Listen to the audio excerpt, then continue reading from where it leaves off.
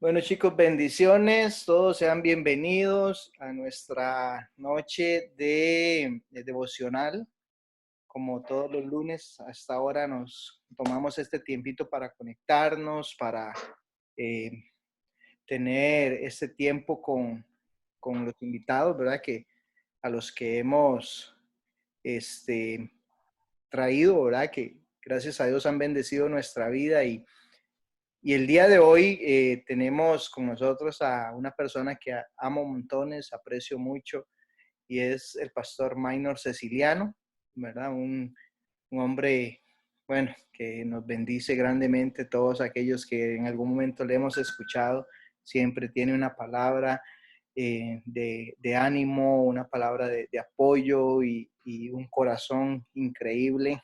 Eh, Siempre tiene, y eso es lo que extraño más cuando paso mucho tiempo sin verlo, ese abrazo acogedor que de verdad lo hace sentir a uno eh, amado y con una paz increíble. Pastor Minor, gracias por aceptar esta invitación a esta reunión y el tiempo es suyo de aquí en adelante. Le pido que nos bendiga. Gracias, Luis. Bueno, un abrazo para todos. Gracias por la invitación. Realmente estos tiempos los disfruto muchísimo y quería compartirles algo eh, que para mí ha sido vital. Eh, Alguien decía por ahí que todos nosotros cuando leemos la escritura, eh, tenemos una visión de lo que leemos de acuerdo al llamado, al propósito que tenemos. Y nos pasa mucho, digamos, en mi caso, cuando escucho a Fran también, Fran coge cualquier texto y en todos los textos ve adoración, ¿verdad? Y nos pasa mucho a nosotros. La gente que tiene un llamado hacia el liderazgo, en todos los textos ve liderazgo.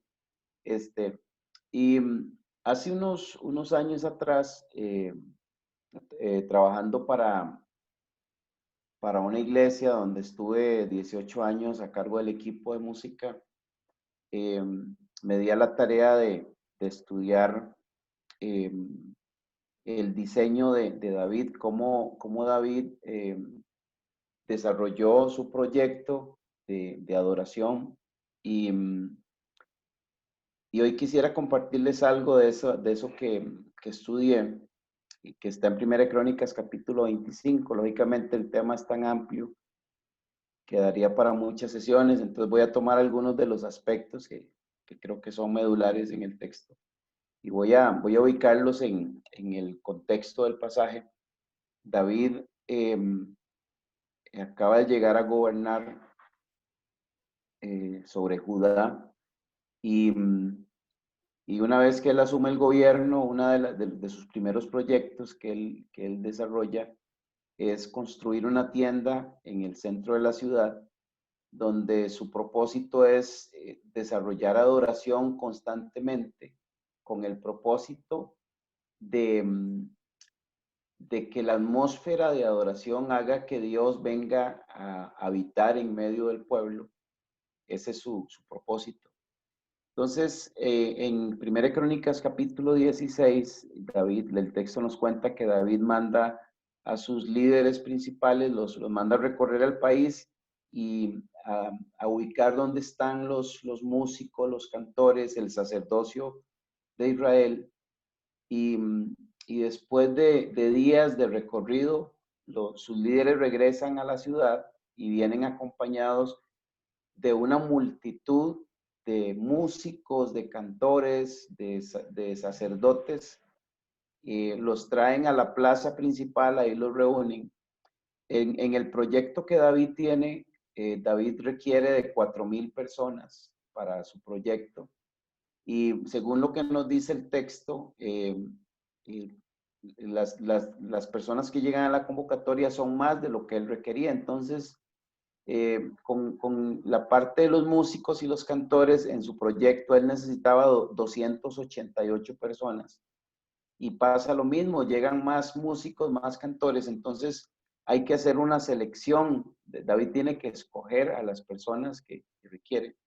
Entonces, el capítulo 25 es muy emocionante porque nos da detalles de ese momento, cuando David se pone con sus líderes principales. Y mientras estudiaba esto, encontré un comentario que me llamó muchísimo la atención, porque algunas traducciones a veces eh, no son tan precisas, pero muchas de las personas cercanas a David eran profetas que tenían esa sensibilidad para ver más allá de lo que está delante de nuestros ojos. Y entonces esas personas hicieron esa selección, y a partir del verso 1, por eso es que el capítulo 25 comienza diciendo que David y los jefes del ejército apartaron para el ministerio a los hijos de Asaf, Temán y de Jedutum, para que profetizasen con arpas, salterios y címbalos. Y dice, el número de ellos, hombres idóneos para la obra de su ministerio fue, y viene toda la lista ahí de las personas seleccionadas. Entonces, hay varias cosas aquí que quisiera resaltar. Primero, el papel que juega el liderazgo a la hora voy a usar una palabra, a la hora de empoderar a aquellas personas que Dios ha llamado. Porque creo que una de las cosas que uno se encuentra en este diseño es que a la hora de llamar a las personas al servicio, tenemos que ser muy cuidadosos de escoger a las personas que tienen las cualidades que se requiere para esto. Yo tengo que decir con mucho dolor que como la iglesia ha funcionado mal durante muchos años, porque cada vez que llamamos gente a servir a la música, los parámetros que hemos usado no son los más adecuados. Inclusive a veces el llamado es muy informal. Simplemente alguien llega a la iglesia, sabe tocar un instrumento y lo subimos y lo integramos para que empiece a ministrar con nosotros. Pero en el diseño que uno se encuentra David, uno se da cuenta que David tomó con mucha seriedad esto. Y hay tres palabras que uno se encuentra en este texto. La primera palabra que define a las personas que David escogió. Y quiero que vayamos como archivando cada una de estas partes, creo que nos van a ayudar muchísimo. Lo primero que tenemos que tener en cuenta es que a pesar de que el equipo son 4,000, solo son 288 músicos y cantores. Y ahorita les explico por qué. Pero esos 288 músicos y cantores que David escogió tenían tres cualidades. La primera que uno se encuentra en el texto es que eran idóneos. La segunda palabra que uno se encuentra en el texto es que eran personas aptas. Y la tercera palabra que los define es instruidos, personas instruidas. Entonces, ¿qué cualidades tenían? En primer lugar, eran idóneos. Segundo, eran aptos. Y tercero, eran instruidos. ¿Por qué idóneos? Esa palabra habla de aquel que tiene lo que se requiere para esa función. Es como, quizás el ejemplo que más lo define es cuando usted está armando un rompecabezas y hay un lugar donde usted prueba varias piezas, pero ninguna calza hasta que usted encuentra la que encaja en ese lugar. Ese es el concepto de idóneo.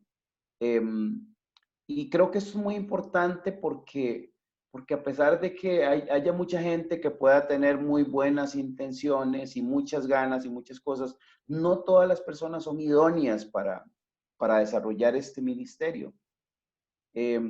Yo tengo que decir que nos hemos equivocado durante mucho tiempo. Yo he lidiado con equipos donde yo siento que tengo personas en el equipo que no son idóneas para esa función. Y siempre he dicho, se equivocaron de llamado. Alguien los puso en el lugar donde no tienen que estar. Su llamado está por otro lado, sus habilidades, todo lo que Dios le dio. Y hay gente que de manera caprichosa ha llegado muchas veces a los ministerios. Pero creo que esto es muy importante. La segunda palabra apto habla de aptitud, porque hay que tener aptitud para lo que nosotros hacemos. ¿Por qué? Porque la música requiere de destreza, requiere de habilidad, requiere de algo que ya está en nosotros, que es parte de nosotros. Los que somos formadores de músicos sabemos que es muy difícil cuando uno tiene que, que formar musicalmente a una persona que no tiene aptitud.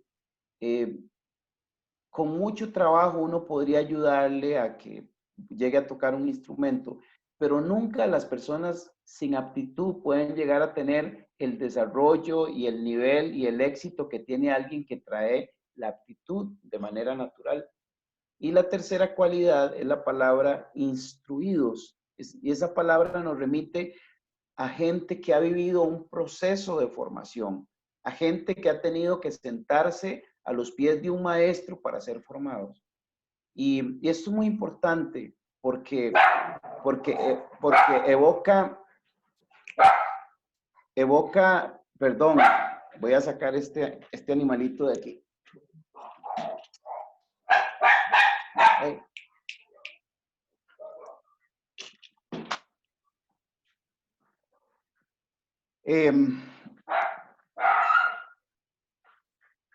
Esta palabra, la palabra instrucción, evoca un proceso donde hemos invertido tiempo en nuestra formación.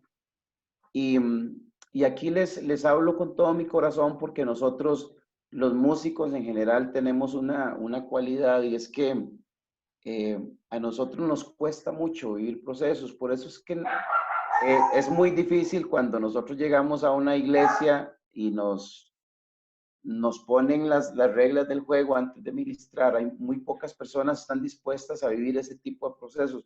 Todos quisiéramos llegar y que la siguiente semana estemos en el altar ministrando. Pero una de las cosas que uno se encuentra, y ustedes pueden leer el capítulo completo, el capítulo resume todo lo que pasó, pero el proceso fue un proceso largo donde David se sentó con ellos, les transmitió la visión de su corazón, les explicó el diseño, les enseñó las canciones con las que iban a adorar en la tienda, los puso a ensayar, formó los equipos, los mandó a ensayar, a practicar, los mandó a hacer familia, pues es muy importante, a hacer equipo. Y cuando ellos tuvieron el nivel que David requería, el proyecto comenzó, pero el proyecto no dio inicio hasta que todas estas cosas no hubieran pasado.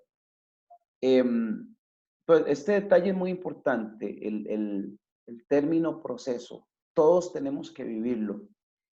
El otro elemento que uno se encuentra en el texto es que David estableció un orden jerárquico. David es el líder principal, de él vienen todas las directrices. Y debajo de David hay tres líderes principales que son Asaf, Emán y Jedutún. Y debajo de ellos hay 24 líderes.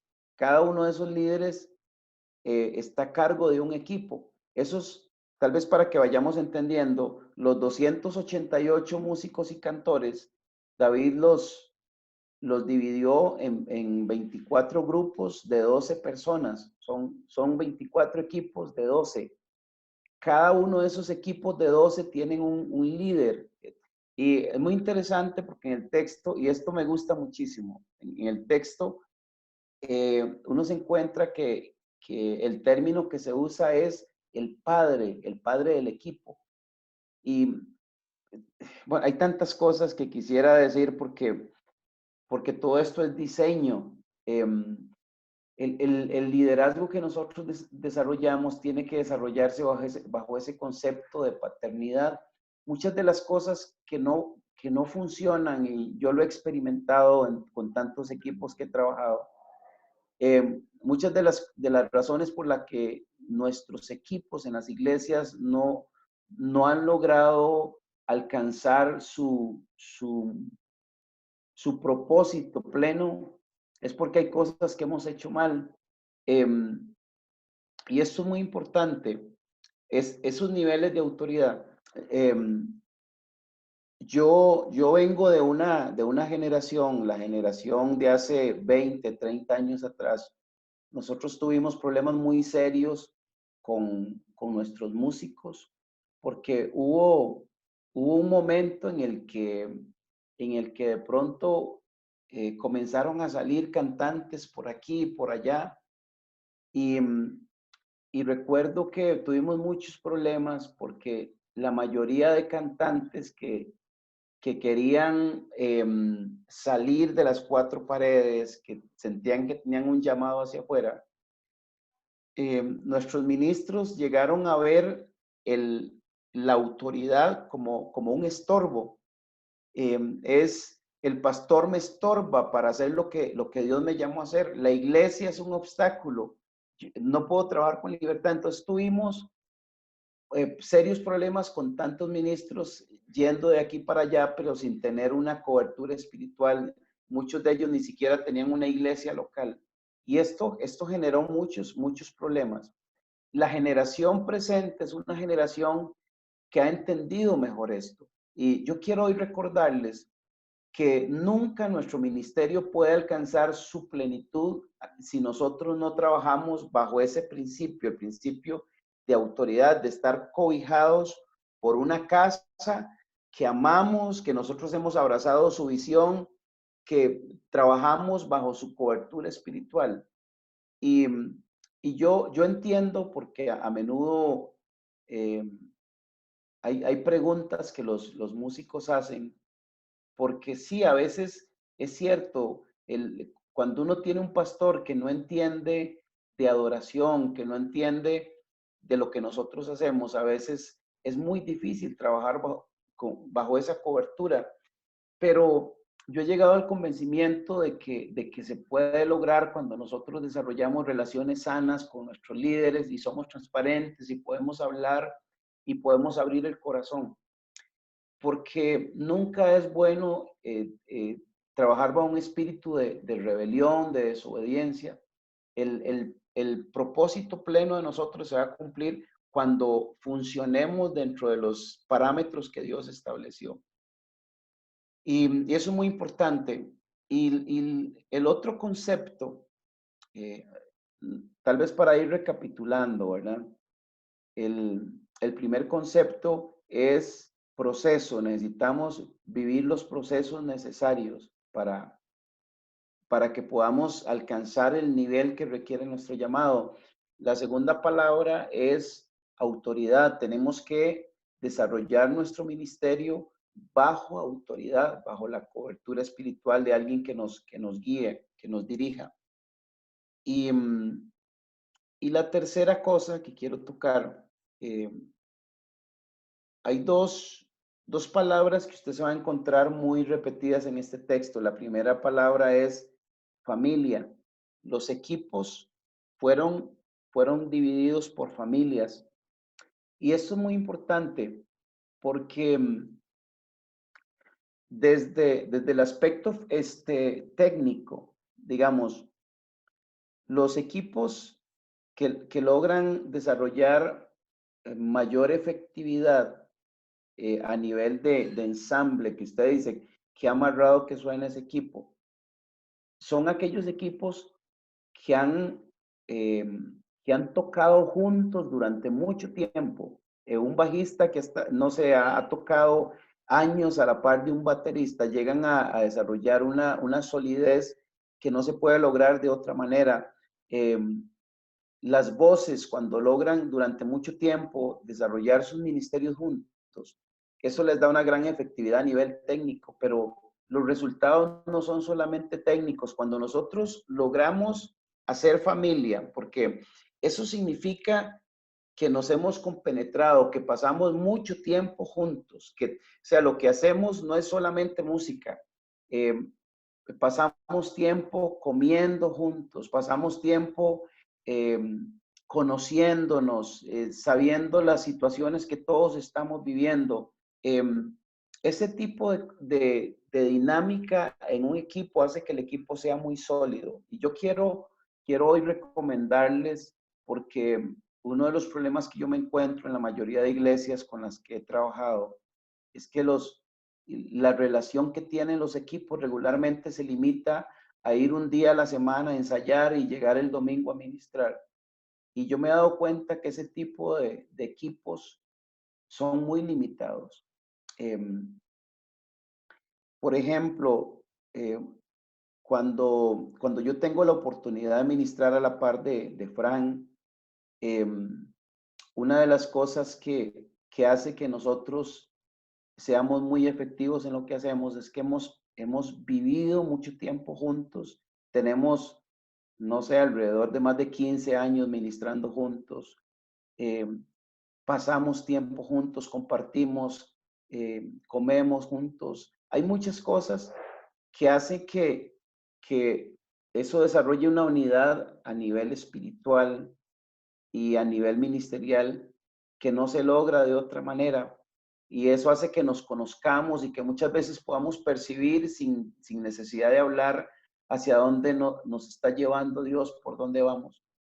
Y yo quiero hoy recomendarles, inviertan tiempo en las relaciones, inviertan tiempo en desarrollar relaciones sanas. Yo estoy seguro eh, que la generación que Dios está levantando es una generación diferente, porque las generaciones pasadas tuvieron muchos problemas en sus relaciones interpersonales.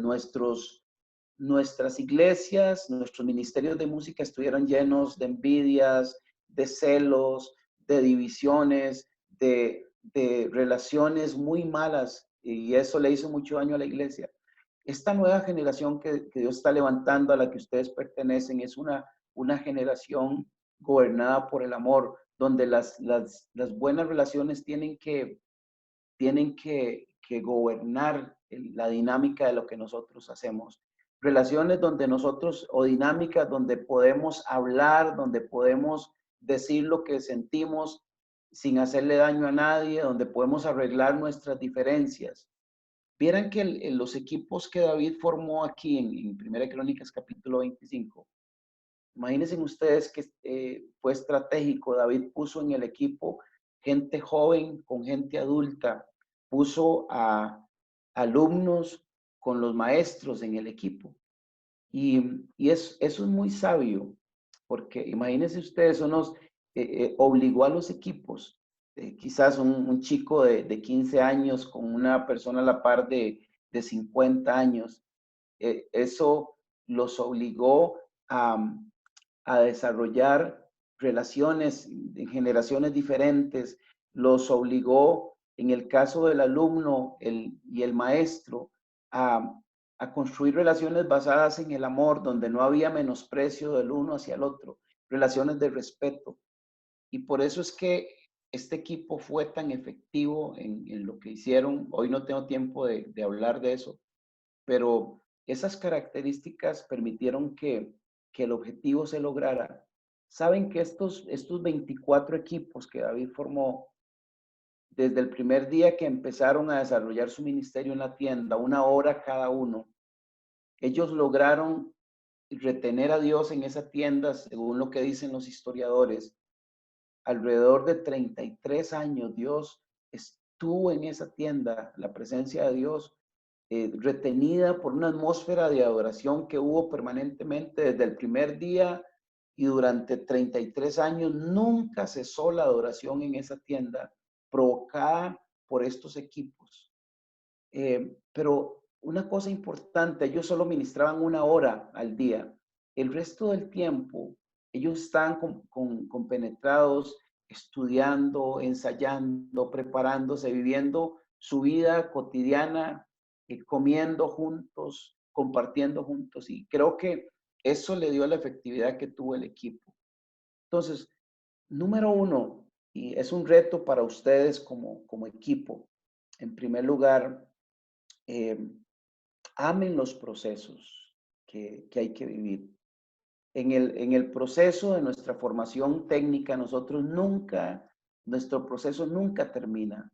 Nosotros necesitamos estar aprendiendo constantemente, necesitamos estarnos preparando, invirtiendo tiempo, buscando herramientas, buscando materiales que nos ayuden a ir creciendo. Pero también es importante que vivamos los procesos que la iglesia en la que estamos nos demanda. El otro día yo estaba hablando con un amigo de una iglesia con la que estoy trabajando y de cada iglesia tiene su forma de trabajar y este muchacho llegó a congregarse a la iglesia y habló con los pastores y los pastores le dijeron, claro, comience a llegar a ensayar ahí con el equipo y eso sí, usted va a tener que llevar un discipulado y es un muchacho que durante muchos años fue líder y fue director de adoración en la iglesia donde estaba con mucha experiencia. Y llega aquí, le toca empezar de cero. Y entonces la pastora le dice, bueno, lo primero que usted va a hacer es llevar un discipulado, son 4 libros. Cuando usted termine esos 4 libros, hablamos. Y él empezó a llegar al discipulado todos los domingos, llegaba muy temprano. Y cuando terminó los 4 libros, él le preguntó a la pastora y la pastora le dice, siga ahí, cuando lleguemos al libro 9 hablamos. Y él estaba con esa buena actitud y cuando llegó al libro 9, ya estaba con impaciencia y él se sentó y comenzó a hablarme. Y él me decía, es que viera qué difícil para mí llegar cada domingo y sentarme a escuchar cosas que son muy básicas, muy elementales, que yo las he oído tantas veces. Y mi consejo siempre fue, haga lo que tiene que hacer si usted realmente quiere servirle a Dios en este lugar. Y al final, bueno, fue muy interesante porque cuando llegó al libro 14, él se sentó y me dijo, pastor, yo no puedo más, ya ha pasado tanto tiempo, yo quiero servirle a Dios. Y para no cansarlos con el cuento, cuando llegó al libro 19, la pastora por fin le dijo que podía ministrar. Pero vieran que mientras yo lo escuchaba hablar a él, yo pensaba en mi corazón y yo decía, Dios estará formando algo en el corazón de él, algo hay que trabajar para lo que no estaba listo.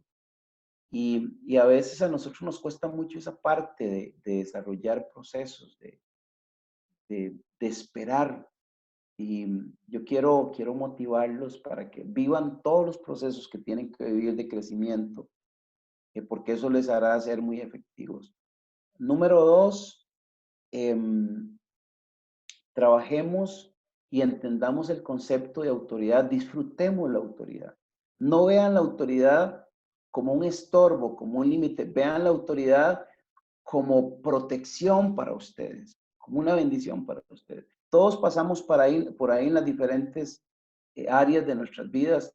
Todos nosotros vivimos una etapa de adolescencia donde sentimos que nuestros papás nos estorbaban y les hicimos daño y nos rebelamos.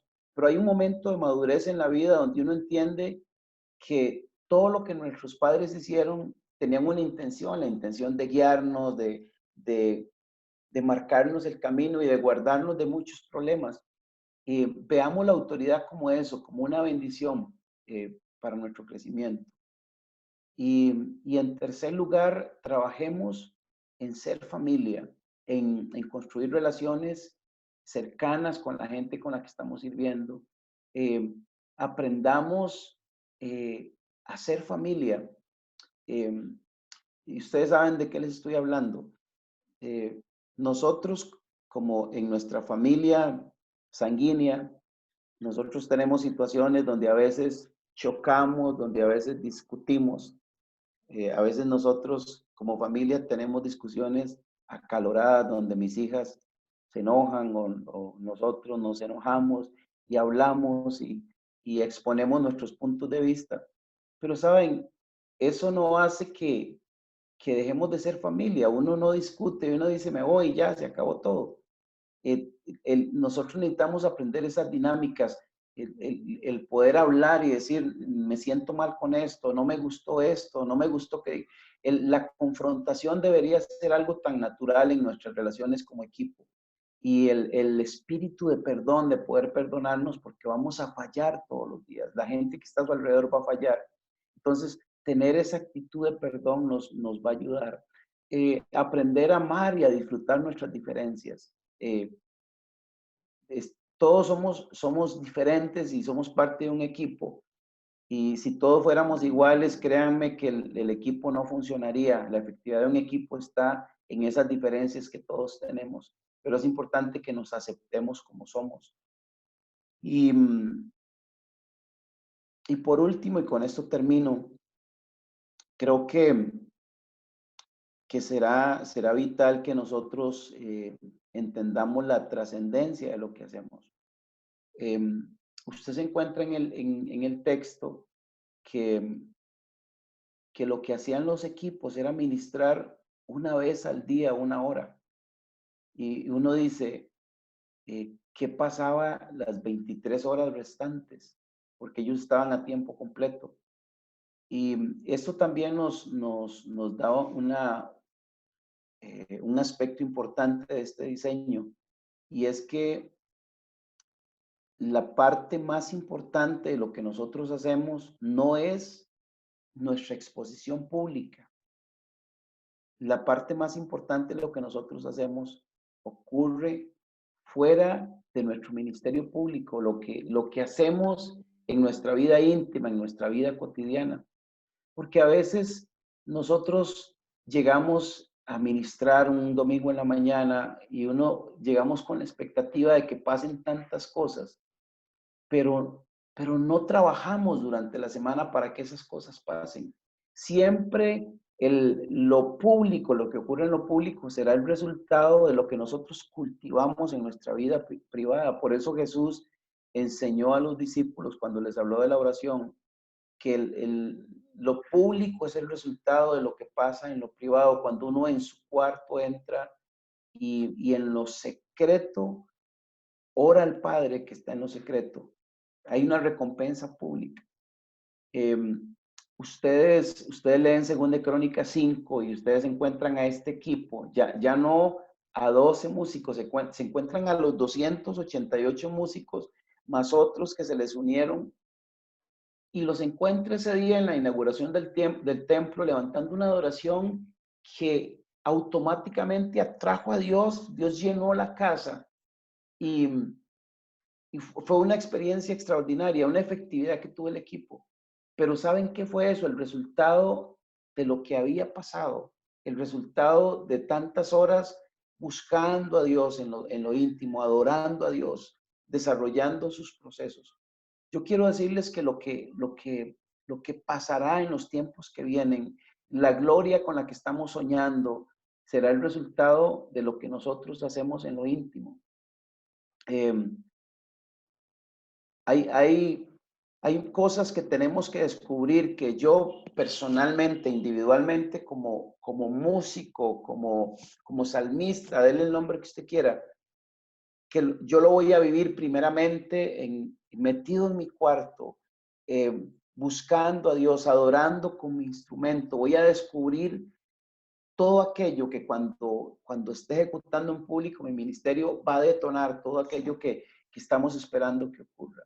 Muchas de las cosas que no están pasando en nuestros escenarios públicos no pasan porque no los cultivamos en nuestra vida íntima. Entonces, con esos 4 aspectos quiero hoy terminar este tiempo con ustedes y quiero pedirles que saquemos 2 minutos y que oremos. Yo quiero orar por ustedes. Señor, gracias por esta noche, por esta hermosa reunión, por tus hijos, tus hijas que están aquí, por los que llamaste y escogiste y apartaste desde el vientre para un propósito maravilloso que va más allá de la música, Señor. Que esta noche, Señor, despierte en nuestros corazones una inquietud, una hambre, una sed por ir más allá, por hacer lo que tenemos que hacer, por vivir todo aquello que nos toca vivir, Señor, para alcanzar la madurez y para alcanzar la plenitud del propósito que tú nos has dado a cada uno de nosotros. Bendigo, Señor, a todas las personas que están aquí. Yo sé que algunos de los que están aquí son parte de un equipo y que ya están activos, pero otros que están viviendo su proceso de formación, que pasarán años sentados en un aula siendo formados por un maestro, Señor, pero que cada uno podamos disfrutar este tiempo siendo formados y preparándonos sin correr, sin impacientarnos, que cuando estemos listos para hacerlo tengamos todo lo que requerimos, Señor. Y que de este equipo, Señor, muchas cosas maravillosas puedan suceder en los años que vienen. Bendigo a los niños, bendigo a los jóvenes, a los adultos que mantienen su sueño vivo y que están, Señor, haciendo lo que se requiere para cumplir sus sueños, los que están trabajando, Señor, con todo su corazón, Señor, y con toda su pasión. Los bendigo esta noche.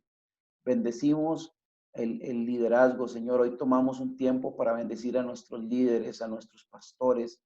Gracias por ello, Señor. Gracias por la iglesia local donde tú nos has puesto, Señor. Que en ese lugar podamos florecer y que podamos llevar mucho fruto, Señor, para gloria tuya. En el nombre de Jesús. Amén y amén. Amén. Excelente, Pastor Minor. Gracias porque siempre nos bendices mucho.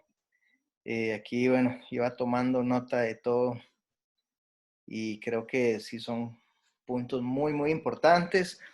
Bueno, también la mayoría que estamos aquí conocemos y vamos a tomar un ratito. Sé que tiene otro compromiso, pero para los que no saben, ¿verdad? Y han escuchado mucho de la música de Pastor Minor, ayer en el taller que estuvieron, que estuve viendo un ratito por ahí, Pastor, hablabas de que muchas de las canciones o algunas de las canciones salen de tiempos de espontáneos, de adoración. Entonces, me gustaría tal vez que nos cuentes un poquito ahí, porque yo sé que ya casi tienes que irte, pero que nos cuentes un poquito cómo son esos procesos y cómo se da, cómo se logra llegar a sacar una canción así en un momento de ser un espontáneo. Sí. Bueno, yo en mis primeros años de experiencia, muchas de las canciones que yo compuse, eh, fueron canciones en las que yo me sentaba con un piano y iba armando las ideas y poniendo letra y armonizando y todo lo demás, como se hace regularmente. Pero hace unos 12 años que yo comencé a trabajar con un equipo de gente y comenzamos a meternos juntos a buscar a Dios. Nos metíamos en un local chiquitito ahí con nuestros instrumentos, simplemente a adorar juntos.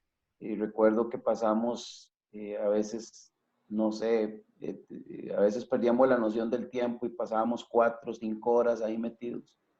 Y comenzó a pasar algo que yo nunca lo había vivido, y es que en medio de lo que estábamos haciendo, alguien comenzaba a cantar una melodía y, y de pronto esa melodía la empezábamos a cantar todos y era la estrofa de una canción. Y de pronto alguien salía con otra parte y era el coro de la canción y después de estar ahí durante mucho tiempo, terminábamos la noche con una canción que se desarrolló toda en ese momento. A veces ocurría en la boca de una persona, a veces entre dos personas. Hay canciones inclusive que a veces uno dice, ¿cómo resolvemos lo de la autoría? Porque fueron, no sé, 4 o 5 personas.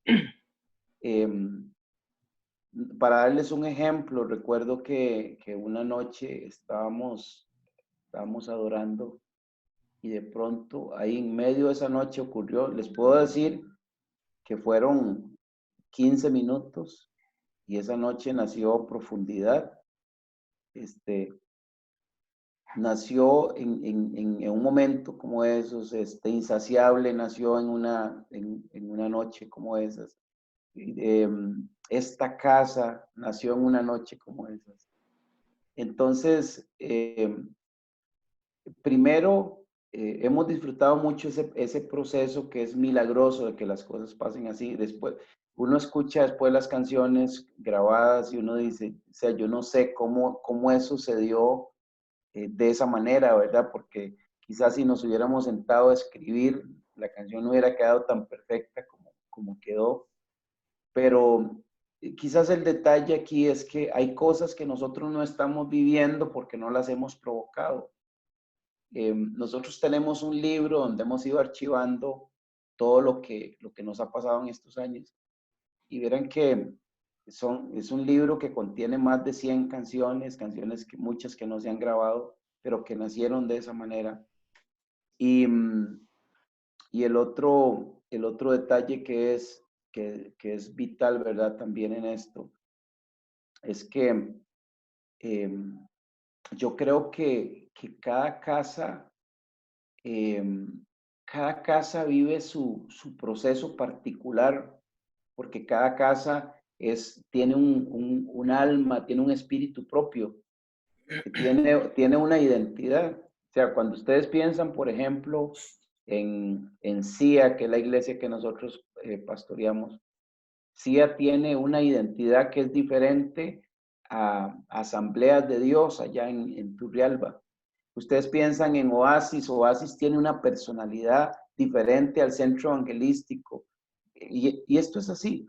Y, y una de las cosas que tiene que ocurrir es que nosotros lleguemos al nivel donde nosotros podamos cantar las canciones que son parte de nuestro proceso, que son parte de nuestra identidad. Porque de pronto las canciones que han nacido en nuestro caso reflejan un momento que la casa vivió, reflejan un momento que nosotros vivimos como ministerio, momentos o procesos personales. Entonces, yo tengo un sueño y yo quiero desafiarlos. Creo que en los años que vienen, cada una de las iglesias que ustedes representan deberían llegar a cantar sus propias canciones. Así es. Eh, este, la razón por la que estamos cantando canciones de Marcos Brunet y de Marcos Witt y de un montón de gente es porque hay cosas que no hemos hecho. Yo no sé si ustedes han notado, pero por ejemplo, cuando uno escucha a Marcos Brunet ministrando, regularmente es muy difícil escucharlos a ellos cantando una canción de otra persona y no es porque esto esté mal, pero, pero es que ellos desarrollaron sus herramientas para lo que ellos tienen que hacer. Y yo creo que a eso tenemos que llegar. Yo sueño con que esto empiece a pasar en nuestras iglesias. Sería hermoso llegar a cada una de las iglesias y escuchar que hay una palabra que se mueve en el ambiente de esa iglesia, pero que hay también canciones que reflejan lo que está pasando en el proceso de la iglesia. Y creo que hacia ahí vamos todos nosotros. Excelente, sí, pastor. De verdad que también ese es mi sueño, para que algún día cantemos nuestras propias canciones. Abro este espacio de aquí en adelante. Eh, bueno, voy a dar por finalizada la grabación. Gracias, bendiciones.